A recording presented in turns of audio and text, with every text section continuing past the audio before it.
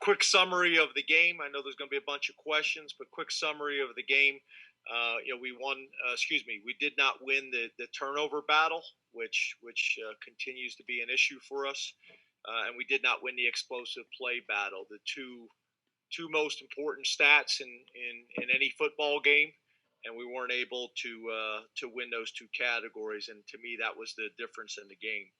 You talk about areas that we need to improve. And we got to make more plays. We got to break more tackles on offense, whether that's in the run game specifically or even more in the pass game to create more explosive plays. We got to create more turnovers on defense. That's something that is critical.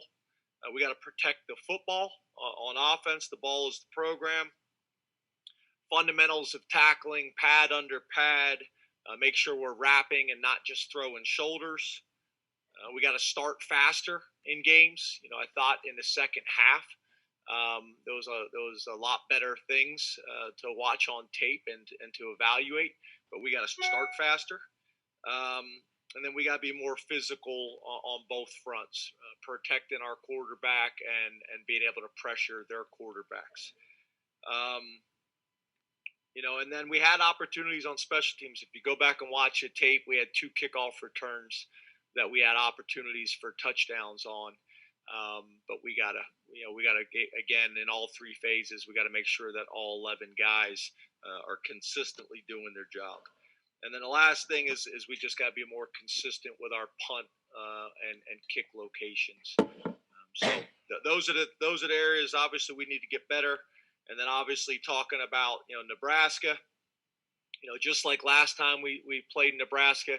When you look at our history with Nebraska all time, when you look at our recent history with Nebraska, just like last time, I was kind of surprised looking at it again. We won in 2017, but before that hadn't had a whole lot of success against the University of Nebraska. Scott Frost, I've known for a long time. We were on staff together at Kansas State. Got a lot of respect for him. This is a team that had 14 starters returning before the season started. Offensively, obviously Matt Lubick and obviously Scott Frost involved in their offense. There's a lot of discussions right now who's the quarterback going to be. For our game, obviously we expect to at least see them both. And then obviously, they're trying to create some explosive plays. With getting the ball into their playmaker's hand, which I think has been an emphasis for them. From everything I have read and seen.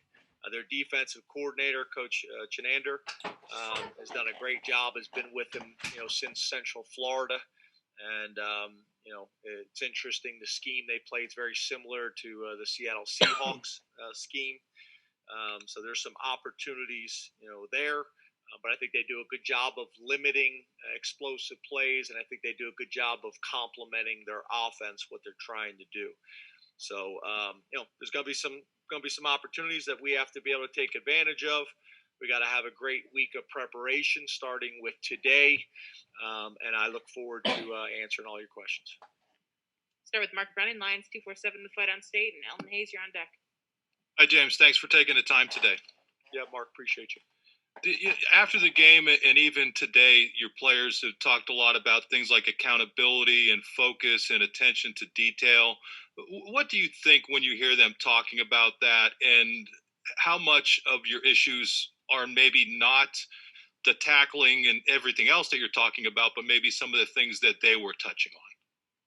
Well, Mark, I think, first of all, let me say this. I understand, that there's going to be tough questions throughout this entire press conference, and they're fair. They're all fair questions. One of the things that I think is really important is how I answer these questions. I'm a lead with love guy. I always have been, and obviously when you're having success like we've been able to have, that's easy to do. But right now we're being tested. And I think to your point, Mark, it's all of it. A lot of the things that I just talked about, those things show up after wins and they need to get corrected. A lot of the things that the players are talking about, they show up during the week before wins. But there's still issues that need to get corrected. And obviously, the losses magnify those things, especially when the margin of error is really small, and you've lost some games that you should have won. Quite frankly. So I think it's all of it, Mark. It's not one thing. It's all of it. And I think the fine line for me as the head coach is I never want to be a guy that comes up here and feels like I'm making excuses. I never want to do that with the media. I never want to do that with the fans. I never want to do that with the administration, the boosters, the letterman, anybody. Ultimately, we're responsible for what we put out there on the field and everything that comes with that. And I'm responsible. But I think your point is a good one. It's not one thing, Mark. It's all of those things. If it was one thing and I could put my finger on it, then it would be an easy solution, and you wouldn't see this pop up in college football across the country. You wouldn't see this pop up in the NFL if there were easy solutions. It's complicated and it's layered. So we're just gonna I'm gonna lead with love. I think it's very careful. You have to be very careful in times like this because you guys ask fair, tough questions, but how I respond to those questions, I want to make sure aren't divisive, for our team and for our coaching staff. And I'm just going to continue to lead how I've always led, and that's with love. So fair question, Mark, but I hope that answered it. Elton Hayes, CNHI, Pennsylvania. Corey Geiger, you're on deck. Hey, Coach. Hope you're doing well this afternoon. Hey, Elton. Coach, through three games this year, Sean Clifford has team-high 52 carries. I know last year, heading into the later part of the season, he was a little banged up, missed the regular season finale. How important is it to kind of develop the running game outside of him as to preserve his body from taking those hits and, just, I guess, protecting his longevity? Yeah, all fair. I think the first thing I'd say is I think the number's a little bit skewed because a lot of those runs are scrambles or pressures or things like that. So it's worked out that way. But you're right. At the end of the day, the numbers are the numbers. But yeah, I think with Kirk and what I know he wants to do and what I've seen him do is it starts with the run game. And once you get the run game going, then the RPO and the play action pass, all come off of that. And that's where you create the explosive plays, and that's where you get into manageable third down situations. And I think that's also where you can wear people down with your running game so that when you do have to, drop back and pass, you've been able to kind of wear people down, from the physicality of your running game. So, that's critical. We gotta be more consistent in the run game, and we need to be more explosive in the run game, and that's gonna be an emphasis this week in practice. Corey Geiger, Nittany Sports Now. Tyler Donahue, you're on deck. Hi, James. You've been around lots of teams over a lot of years, teams that had high expectations, maybe teams that didn't. Is this is what's happened a surprise to you? Could you have envisioned the sequence of events that would lead us to be asking these kinds of questions today?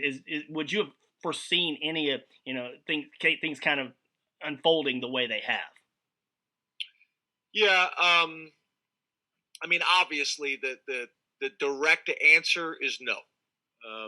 No. But again, there's always this fine line when I'm responding to you guys. Again, from what I said earlier, I don't want it to be misinterpreted what I'm saying. But there's been a lot of factors in 2020, a lot of factors.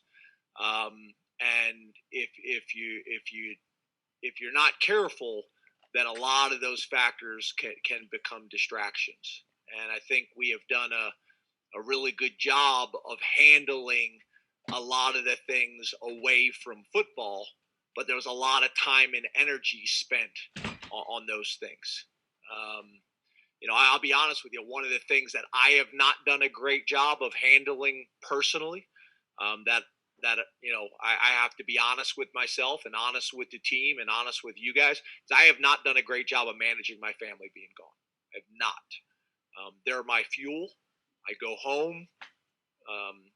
They're able to pour into me, and I've not done a great job of that. Again, at the end of the day, I have to manage those things. I got to come to work. I got to do a great job. But I guess to your point, Corey, it's all of it. And the initial answer is no. I think there's some things that we've done a really good job of. But at the end of the day, this press conference and this meeting and these questions are about football. And right now, we have not played winning football, and I get it. I hope that answers your question. Tyler Donahue, Lines 247, and Neil Rudell, you're on deck. Good afternoon, James. Hope you can hear me better than last week. Just wanted to get in. Thank you.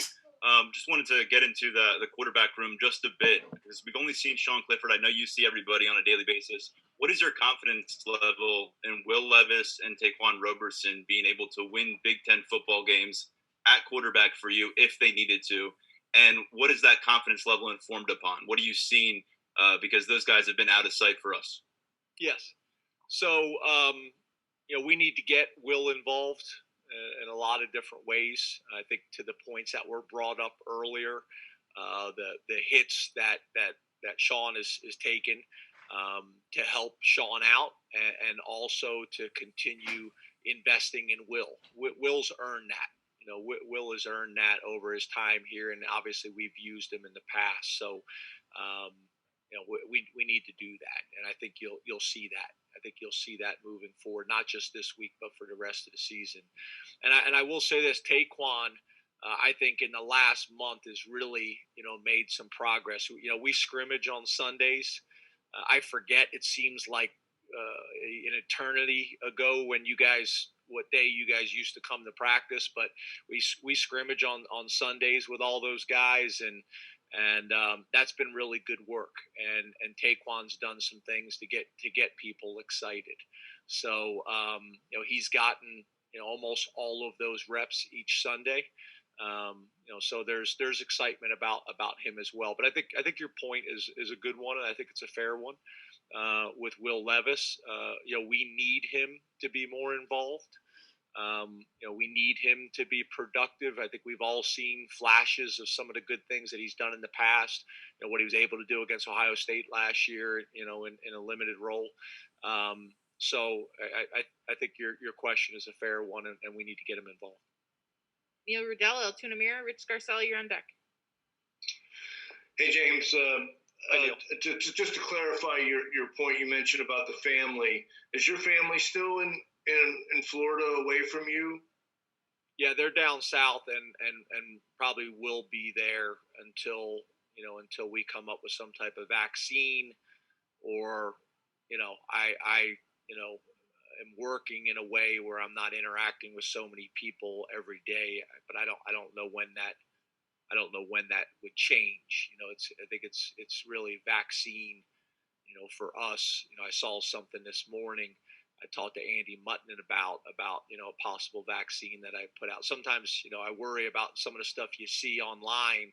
I hate to say it, but you don't necessarily know what you can believe and what you can't online sometimes. But it was nice this morning to see something about a vaccine. So I sent that to Andy Mutton, and he said, there has been some progress there. So, this is going to be for the foreseeable future for me and my family. Rich Scarcella, Reading Eagle, John Petishnock, you're on deck. Good afternoon, James. Hey, Rich. For the last several years, you have credited the culture in your locker room as a big part of your success. Is it different now, or is it a concern now at this moment? And again, I don't want to keep saying this, but I think it's a fair question, Rich. You can't come in and pat the program on the back when you're successful and use culture as a part of it, and not, at least look at it and discuss it when times are challenging. I know our approach hasn't changed. That goes back to my point that I said early on about, how I lead, and I'm going to lead with love through the good times and the bad times. And I think, I'm being tested right now, and we're being tested. And I think, leadership 101 is the consistency. So for me, my approach, when I became a head coach, and my approach over the last 10 years has been consistent. I think sometimes right now, again, back to COVID, I think it's hard for people to see because you're not at practice, you're not around us as much. Even on the sideline, all you can see is my fogged up glasses. You don't see facial expressions. So it magnifies everything. But I guess my point to you, Rich, is I can't come in and talk about the culture has led to all of our success over the last 6 years, and over the last 4 years, the most success in the Big Ten era in Penn State football. And then when we have challenge, not say that's part of it. It is, and we got to take a hard look at all of it. But our approach, Rich, and my approach has not changed. The one thing that I, admitted publicly to you guys here just recently is the one thing that I know I've struggled with and haven't done a good enough job managing. John Petishnock, the football editor. Joe Giuliano, you're on deck. Hey, good afternoon, James. Thanks for your time today. You too. Hey, talking about something else, before you jumped on the call, Nacho introed a clip, and we saw a clip featuring Adam Talaferro that's going to air tonight about his story. I just wanted to ask, what does Adam mean to the program, and how much have you gotten to know Adam over the years? I actually, as you guys know, I'm an emotional guy. So actually, Michael Hazel and Nacho sent that to me last week before it was kind of public, I guess. I got the kind of the hot peek at it. And got emotional watching it, and called Adam, and Adam hadn't seen it yet. And I just told him, I said, you're gonna love this thing. It is powerful. So, I would recommend all the Penn State fans that are angry and frustrated right now, watch that, because it'll be a good distraction for an hour. But I'm a huge Adam fan. I think Adam represents everything that Penn State is all about. It was interesting. The other thing that kind of hit home with me watching that, is the challenges that team had and that season was, and the timing of it all. So I had a really good conversation with Adam. He's been phenomenal, not only as his time as an undergraduate student here, and how the Penn State community rallied around him and behind him. Is special. And I know, at a point, Adam was on the board here, the board of trust. He's very successful back in New Jersey. I've gotten to know Adam very well. He has spoken to our team on multiple occasions. I'm a big Adam fan, and we couldn't be more proud of him. And I think everybody's going to love the show. And I strongly recommend, again, everybody take an hour and watch that, and get away from your frustrations with other things right now. Joe Giuliano, Philadelphia Inquirer. Mike Gross, you're on deck. Hello, James. Hey, Joe. I wanted to ask about your running game. Why does it continue to struggle? And do you see any new starters coming in on the offensive line this week?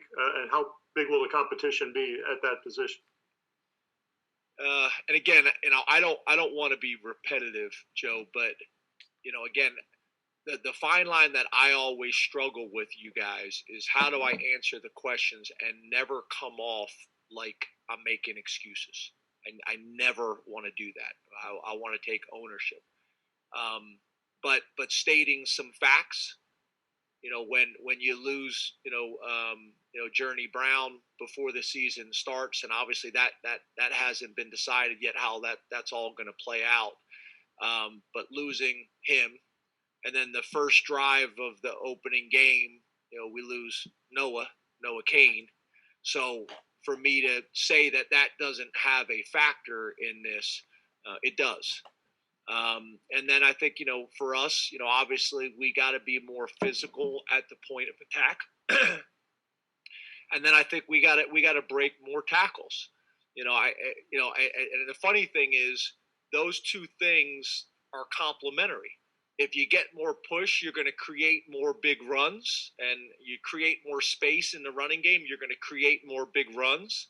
But the other thing is a running back that breaks 3 or 4 tackles and creates an explosive play or a touchdown, that also motivates the offensive line. It's a complementary deal there. So I think that will factor in. I think you guys saw last week we had some more moving parts on the offensive line. And I think for us, back to some of the questions that I got earlier, we're looking at everything. We're looking at everything. And if we can make a couple subtle changes or subtle tweaks that can get us better, we're going to make them. And that's going to be some tough conversations. And when you're going through times like this, that's gonna create some tough conversations and tough decisions. And some people aren't going to like some of those decisions. But I again, over 7 years here and over 10 years, I think people have seen. We're going to try to do things the right way. We're going to have direct, honest conversations with people. We're always trying to put Penn State first. We're always trying to put the players first, trying to put the program first. But that doesn't mean, that I don't have tough conversation with the coaches. That doesn't mean I don't have tough conversations with the players. At the end of the day, we got to get it done. And it's our job to make sure that we get back on that plane on Saturday for a long flight, and that our players are excited about getting on that plane and flying back to Happy Valley. And it's my responsibility to try to make all the people that are watching the game excited about it as well, which, again, we've done a pretty good job of for the most part over the last 7 years. Mike Gross, Lancaster Newspapers. Peter Terpstra, you're on deck. Hi, James. Good afternoon. How you doing? Good, thanks. Another piece on Saturday that may have been a little surprising to some people was the secondary, how efficiently and how for explosive plays Maryland was able to throw the ball. Was there anything in particular that you saw there? Because I think your secondary play has been a strength in the first couple games.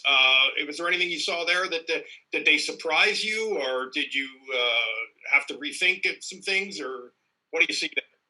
Yeah, so I think a couple things. I think, they got a couple man beaters against us that got us out of leverage. We didn't play a few things the right way, and those things that we need to get fixed and those things that we need to get corrected. But I think at the end of the day, if you make the tackle and get them down, that those things happen against everybody. Guys are gonna make the right call and in the right situation, and the guy's gonna make a play. But what you got to do is you got to get people on the ground, and we've done a pretty good job of limiting explosive plays. But we weren't able to do that on Saturday, especially early in the game. And now the game changes because you're down. So I think again, I think it's a fair question, but I think at the end of the day, people are gonna create separation through picks and rubs and things like that versus man coverage. That's going to happen from time to time, and when it does, you got to get them on the ground and live to play another down.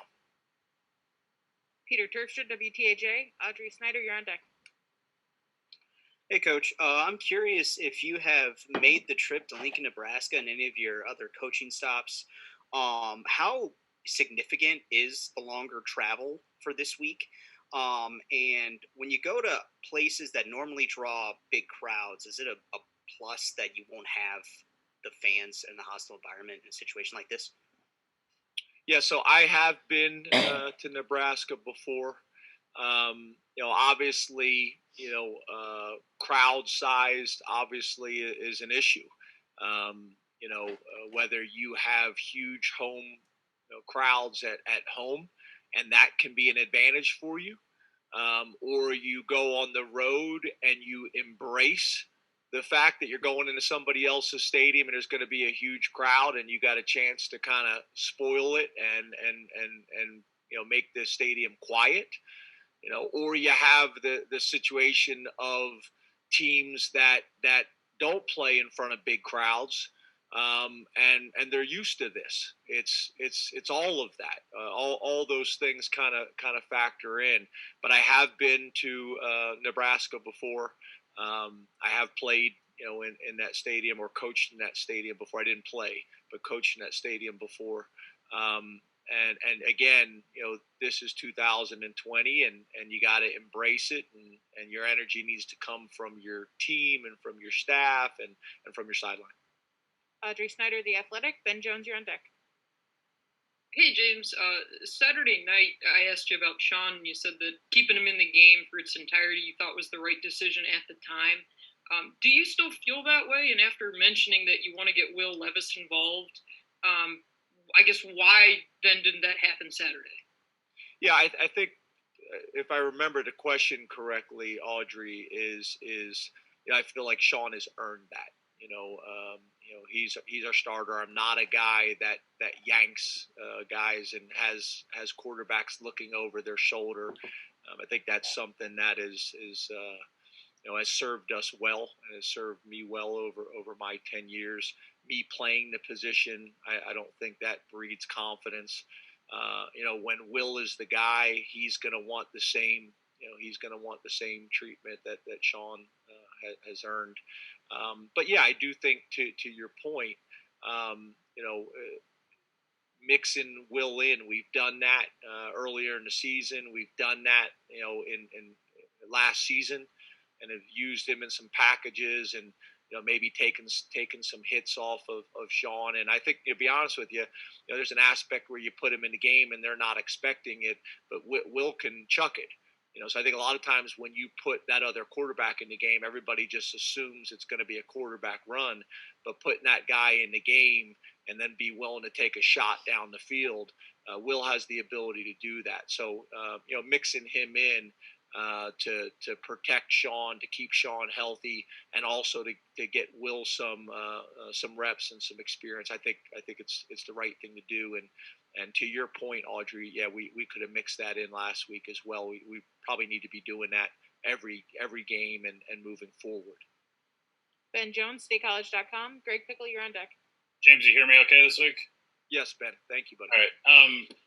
Knowing that the vaccine is probably not going to be here for a while, at least in mass, how do you plan on navigating through the family stuff? Because, frankly, there have been coaches in this conference that have left coaching because they haven't been able to spend time with their family. How do you kind of get through, maybe another year of doing this and not losing, yourself along the way? Yeah, to be honest with you, Ben, I wish I had the answer for you. I don't know. Me and my wife had a really good talk the other night, which was great for me, because I've been trying to kind of insulate her from it, and feeling like if I kind of went to her with it, that I would be putting that on her plate and my family's plate. But I'm not the best actor, so it really wasn't working anyway. So we had a really good conversation that helped me. Came in and addressed it with the staff, and I've addressed it with the team. But if I felt like I had that answer, Ben, I would tell you. But we're still working through it every day. And I think the hard part, no different than before when COVID had shut football down and we didn't really know what the future held. That's a tough spot to be in. At least if you say, okay, on this date, this is going to happen, and you just kind of plan and you come up with a plan to work towards that date. That's helpful. But, with not knowing that, it's hard to say. Fortunately for us, we got some great people that my wife can rely on medically, specifically the sickle cell.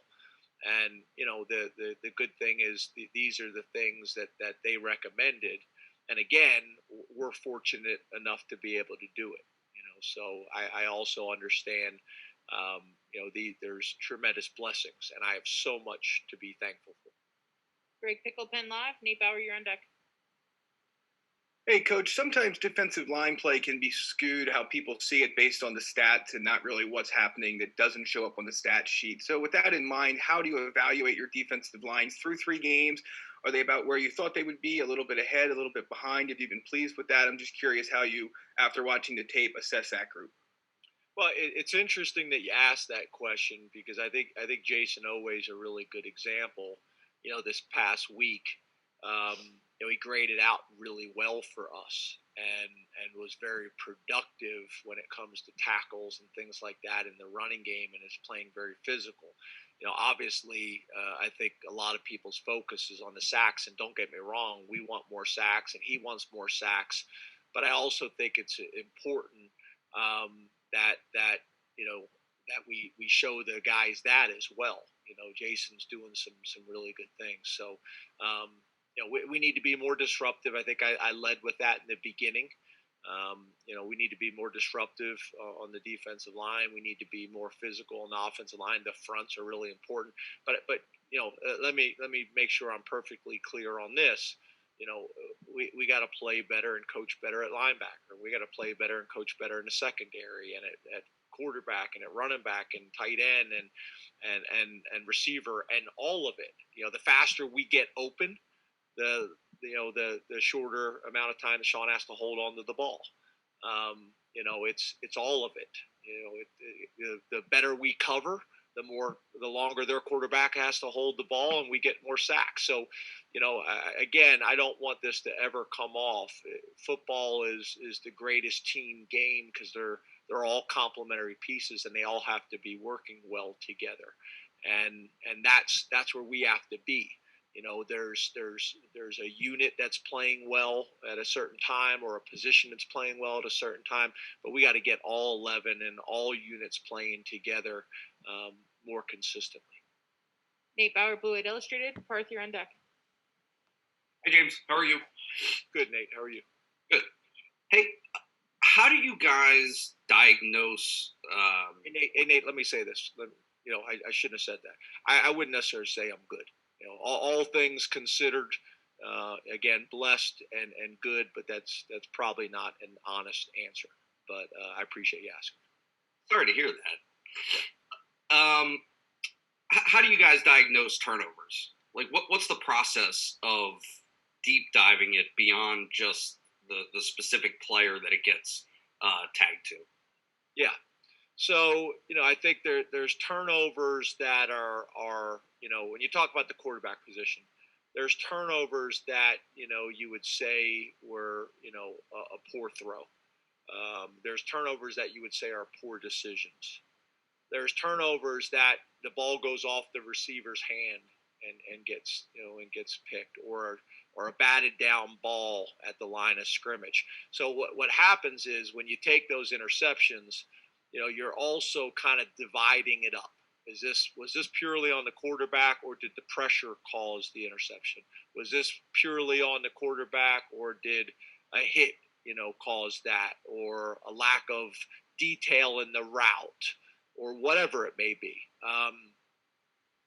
That's part of it. It could be the quarterback being protected. He gets strip sacked, or whatever it may be. A fumble because of lack of ball security.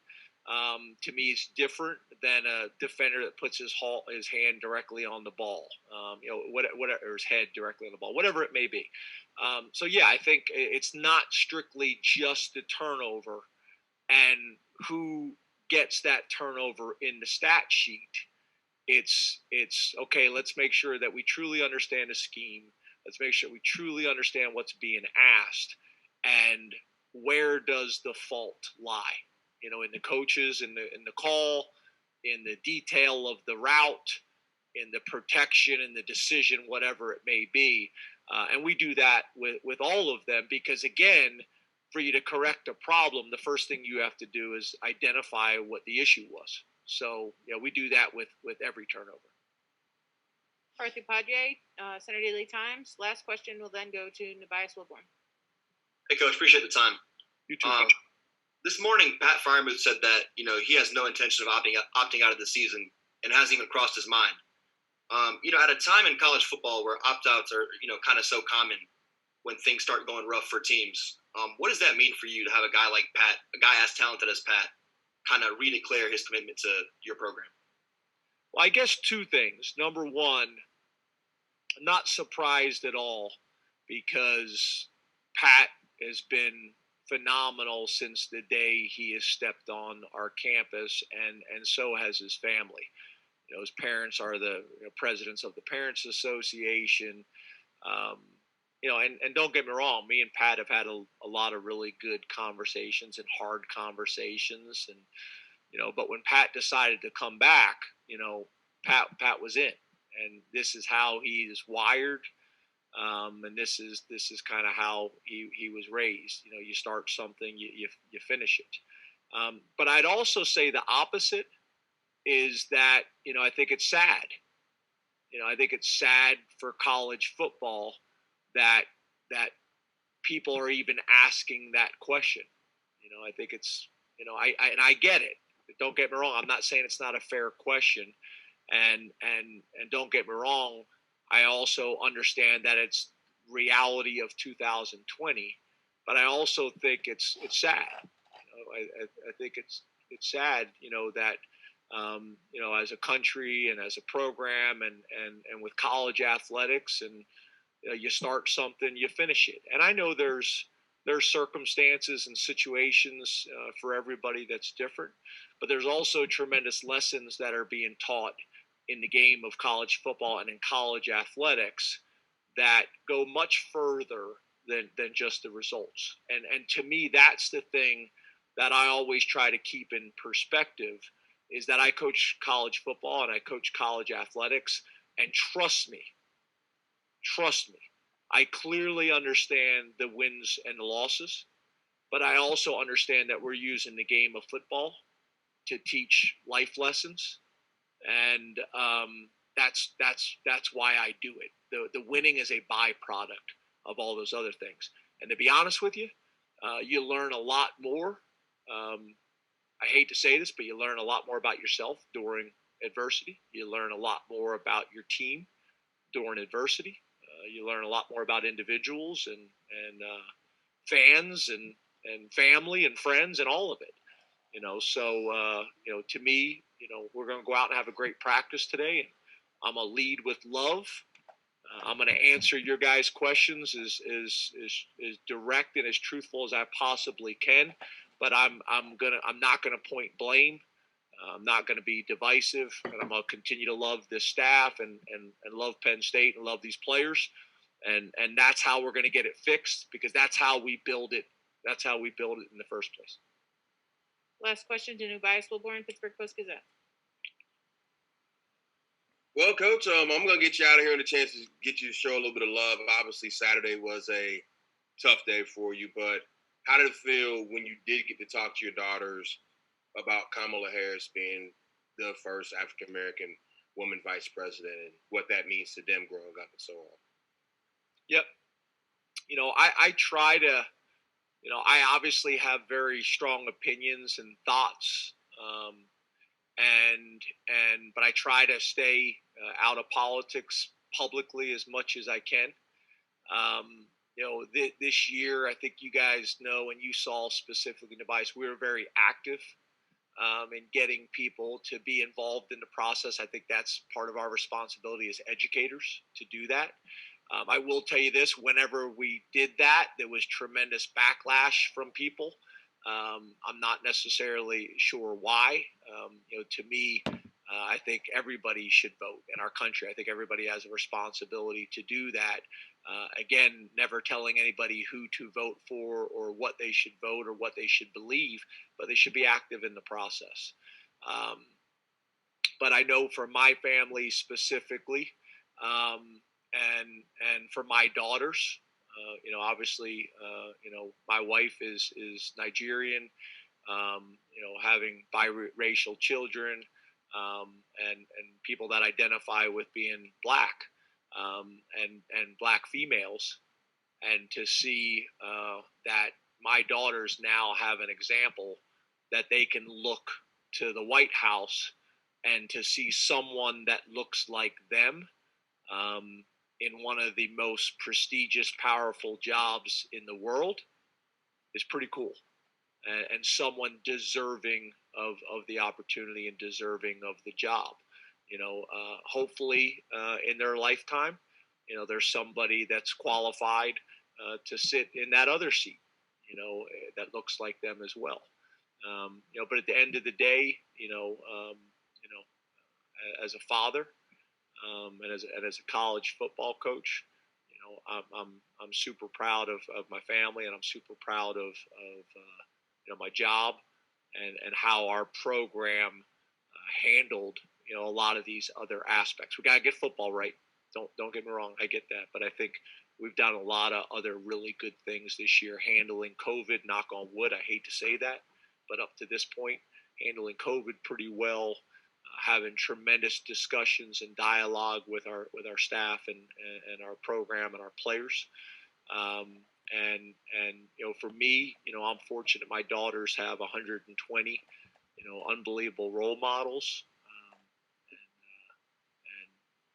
From that standpoint, I think it was a tremendous moment, for our country. Thank you very much.